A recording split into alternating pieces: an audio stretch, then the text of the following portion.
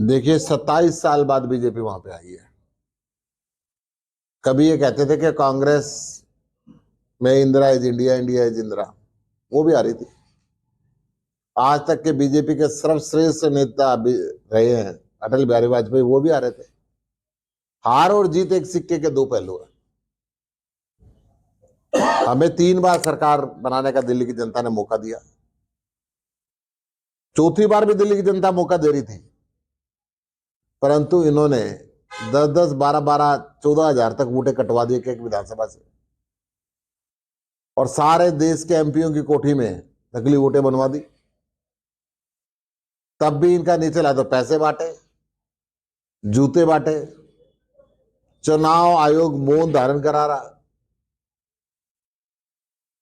अफसरों के ऊपर दबाव था। ये सारे हथकंडे इन्होंने अपनाए, फिर भी 5-5, 700 वोटों से हमारे लोग रह गए। ये विशेष बात नहीं है।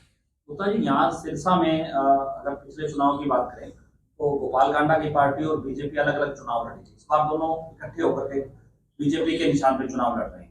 देखिए, भ्रष्टाचार के काफी ऐसे मामले हैं वो जो है उठाते रहे हैं, आम आदमी पार्टी उठाती रही है, चाहे डस्टबिन घोटाला हो, जो और कई बड़े घोटाला, सड़कों का घोटाला हो। देखो, जिन पार्टी की आप बात कर रहे हो उनको ये पक्का डर है कि बीजेपी का साथ नहीं देंगे तो जेल में जाएंगे, इसलिए वो उनके मंच पे से जाते हैं, और कुछ ना मिले तो भी साथ जाते हैं। आम आदमी पार्टी के नेता जेल में जाने से नहीं डरते। ये जो क्षेत्रीय पार्टी जिसकी बात आपने की, या कांग्रेस, ये सारे नेता जेल में जाने से डरते हैं, और इन सब की फाइलें इनके बातें आ रहा है।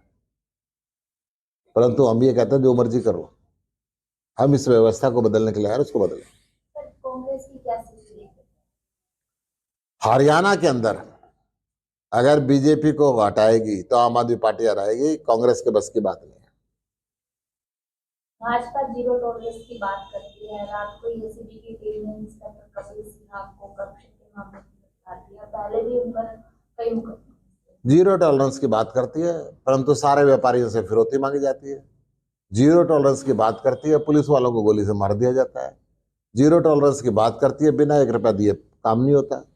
जीरो टॉलरेंस की बात करती है, प्रॉपर्टी आईडी के नाम पे, फैमिली आईडी के नाम पे सारा हरियाणा परेशान है।